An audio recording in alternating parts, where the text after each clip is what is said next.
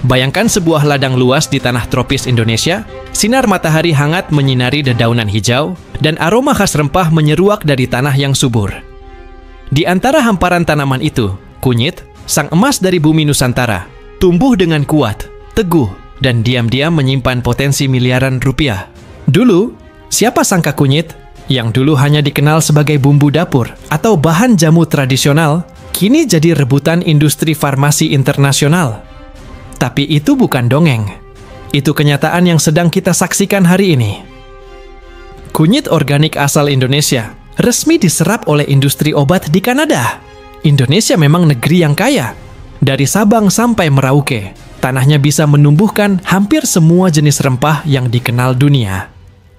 Tapi selama ini, banyak dari kekayaan itu hanya berakhir di pasar lokal atau diekspor dalam bentuk mentah dengan nilai rendah. Petani rempah di berbagai pelosok negeri seperti tak pernah benar-benar merasakan nilai dari jerih payah mereka. Tahun ini, permintaan kunyit organik dari Kanada melonjak drastis. Perusahaan farmasi besar seperti Apotex dan Jamieson Laboratories dilaporkan telah mengamankan kontrak pasokan dari Indonesia senilai lebih dari 2 juta dolar Amerika, setara dengan sekitar 32 miliar rupiah untuk fase awal ekspor. Ini baru permulaan.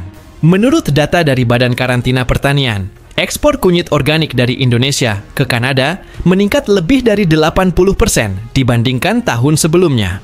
Yang menarik, mayoritas pasokan ini bukan dari perusahaan besar, tapi dari koperasi petani kecil di Jawa Tengah, Bali, dan Sulawesi Selatan. Apa sih yang bikin Kanada ngotot banget ambil kunyit dari Indonesia? Jawabannya, kurkumin. Zat aktif dalam kunyit ini dipercaya punya khasiat luar biasa sebagai anti-inflamasi alami, penangkal radikal bebas, bahkan dianggap punya potensi besar sebagai pencegah kanker dan Alzheimer. Industri farmasi Kanada sudah lama mencari bahan baku herbal berkualitas tinggi, dan kunyit Indonesia terbukti punya kadar kurkumin yang jauh lebih tinggi dibanding negara lain. Penelitian dari University of Toronto menyebut, kunyit organik dari Bali dan Sulawesi memiliki konsentrasi kurkumin hingga 2 kali lipat dari kunyit asal India atau Vietnam. Dan yang paling menentukan, kunyit kita organik. Tidak menggunakan pupuk kimia sintetis, tidak menggunakan pestisida. Tanaman dirawat dengan prinsip-prinsip pertanian berkelanjutan. Ini yang membuat perusahaan farmasi Kanada berani bayar lebih mahal. Di balik angka ekspor yang fantastis, ada cerita-cerita manusia yang menginspirasi. Salah satunya datang dari Pak Warto, petani kunyit di Klaten, Jawa Tengah. Dulu, ia hanya menjual kunyitnya ke tengkulak dengan harga sekitar Rp2.500 per kilogram. Sekarang, sejak bergabung dalam program ekspor organik, harga jualnya melonjak hingga Rp20.000 per kilogram. Kenaikan hampir 8 kali lipat. Saya dulu pikir rempah-rempah itu cuma buat jamu di kampung. Tapi ternyata, dunia butuh kunyit kita, ujar Pak Warto sambil tersenyum lebar. Cerita lain datang dari Koperasi Wanita Tani di Kabupaten Tabanan, Bali. Berkat pelatihan dari Kementerian Pertanian dan dukungan program ekspor dari Kementerian Perdagangan, mereka berhasil mengekspor lebih dari 15 ton kunyit organik dalam waktu kurang dari 6 bulan. Untuk pertama kalinya dalam sejarah ekspor rempah modern, Indonesia tidak lagi hanya kirim bahan mentah murah. Kali ini, kita ekspor dengan nilai tambah tinggi, kualitas premium, dan label organik yang membuat dunia terkesima. Kanada bukanlah satu-satunya negara yang melirik. Perusahaan obat di Swiss, Jerman, dan Korea Selatan juga mulai menjajaki kerjasama serupa. Bahkan, beberapa startup farmasi Amerika disebut sedang dalam pembicaraan dengan mitra-mitra dari Indonesia Timur. Tapi yang membuat ini semakin luar biasa, pemerintah Indonesia bergerak cepat. Lewat program Emas Rempah Nusantara, Kementerian Perdagangan menggandeng lebih dari 100 koperasi petani di seluruh Indonesia untuk masuk skema ekspor. Pemerintah daerah pun turut berperan, mulai dari pelatihan sertifikasi organik, akses ke teknologi pengeringan modern, hingga dukungan pembiayaan usaha mikro. Kunyit mungkin hanya satu dari ratusan jenis rempah yang tumbuh di tanah Indonesia. Tapi kisahnya memberi pesan yang besar. Kita tidak boleh meremehkan apa yang kita punya. Selama ini kita terlalu sibuk mengejar investasi asing dan teknologi tinggi, hingga lupa bahwa akar kekuatan ekonomi kita ada di tanah, di petani, nelayan, dan pengrajin kecil yang merawat alam dengan sepenuh hati.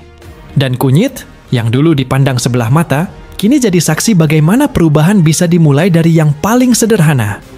Jika kita bisa menembus pasar global lewat kunyit, bayangkan apa yang bisa kita lakukan dengan jahe merah, temulawak, kapulaga, atau bahkan daun kelor. Yang menarik dari kisah ekspor kunyit organik ini bukan hanya persoalan angka dan transaksi, tapi juga diplomasi ekonomi yang berbasis kekuatan lokal. Lewat perdagangan rempah bernilai tinggi seperti kunyit, Indonesia kini punya posisi tawar yang lebih kuat dalam negosiasi dagang. Dalam pertemuan bilateral Indonesia-Kanada bulan lalu di Ottawa, topik ekspor rempah, terutama kunyit, mendapat perhatian serius. Menteri Perdagangan Indonesia bahkan menyebut bahwa rempah adalah alat diplomasi lunak, soft power, yang bisa membuka pintu kerjasama teknologi, pendidikan, bahkan energi terbarukan. Negara yang menguasai bahan baku sehat akan punya pengaruh besar dalam industri kesehatan dunia, tegasnya. Kanada, yang sedang fokus membangun industri berbasis bahan alam, menyambut kerjasama ini dengan tangan terbuka. Bahkan, pemerintah Kanada berencana memberikan insentif pajak bagi perusahaan farmasi yang menggunakan bahan organik dari negara-negara berkembang seperti Indonesia. Meski kabar ekspor ini menggembirakan, tantangan tetap ada. Salah satunya adalah bagaimana industri dalam negeri tak tertinggal dan justru bisa ikut menikmati hasil manis dari lonjakan permintaan global. Saat ini, mayoritas kunyit Indonesia masih diekspor dalam bentuk serbuk mentah atau dikeringkan. Padahal, nilai tambah terbesar ada pada produk turunan seperti ekstrak kurkumin, kapsul herbal, hingga produk kosmetik berbasis kunyit. Itulah sebabnya, pemerintah mulai mendorong berdirinya pabrik pengolahan rempah skala kecil di daerah sentra produksi. Salah satunya diresmikan di Wonosobo, Jawa Tengah, dengan kapasitas produksi hingga 10 ton ekstrak kunyit per bulan. Pabrik ini dikelola oleh koperasi petani dan mendapat bantuan modal hingga 2 miliar rupiah dari program kredit usaha rakyat. Di sisi lain, universitas-universitas di Indonesia mulai aktif meneliti potensi pengembangan kunyit sebagai obat alternatif untuk penyakit degeneratif. Fakultas Farmasi dari Universitas Airlangga, misalnya, tengah melakukan uji klinis tahap 2 untuk produk ekstrak kunyit organik sebagai pendamping terapi kanker kolorektal. Apa yang dulu tak terpikirkan kini jadi nyata. Petani bertransformasi menjadi inovator. Di Sulawesi Selatan, sebuah kelompok tani binaan LSM lokal mulai menggunakan drone pertanian untuk memantau kelembaban tanah dan mendeteksi penyakit tanaman. Di Tabanan, Bali, petani kunyit kini memakai sistem blockchain sederhana untuk melacak asal-usul produk mereka dari ladang ke pelabuhan demi menjaga transparansi dan kepercayaan pasar luar negeri. Dulu kami hanya tanam dan jual. Sekarang kami juga belajar ekspor, branding, dan bahkan ikut rapat Zoom sama buyer dari Kanada, kata Bu Nengah, seorang petani yang kini dipercaya sebagai ketua koperasi ekspor. Ini bukan hanya tentang perubahan cara kerja, tapi juga perubahan pola pikir. Dari yang semula hanya fokus bertahan hidup, kini petani Indonesia berpikir strategis, global, dan berkelanjutan. Keberhasilan Indonesia menguasai pasar kunyit organik mulai memicu kecemburuan. Di India dan Vietnam, muncul laporan tentang kampanye negatif yang menyebut kunyit Indonesia belum cukup standar. Namun, otoritas kesehatan Kanada dengan tegas menepis isu itu. Mereka menyebut kunyit dari Indonesia justru memiliki jejak karbon lebih rendah karena teknik budidaya tradisional yang minim emisi. Langkah cepat Indonesia dalam melindungi identitas produk juga jadi kunci. Tahun ini, Kementerian Hukum dan HAM resmi mendaftarkan kunyit organik Bali dan kunyit Gunung Merapi sebagai indikasi geografis. Artinya, hanya produk asli dari wilayah itu yang bisa memakai nama tersebut di pasar ekspor. Ini mencegah penyalahgunaan label dan menjaga reputasi Indonesia di kancah global. Kunyit mungkin bukan satu-satunya harapan, tapi ia adalah simbol dari kebangkitan ekonomi rakyat. Ketika dunia beralih ke gaya hidup sehat dan produk alami, Indonesia dengan biodiversitasnya yang luar biasa punya peluang besar untuk jadi pemimpin. Menurut laporan terbaru Asian Development Bank, jika dikelola serius, industri rempah organik Indonesia bisa bernilai lebih dari 150 triliun rupiah dalam waktu 5 tahun ke depan. Dan ini bukan mimpi. Yang dibutuhkan adalah konsistensi. Konsistensi dalam menjaga kualitas. Konsistensi dalam membina petani.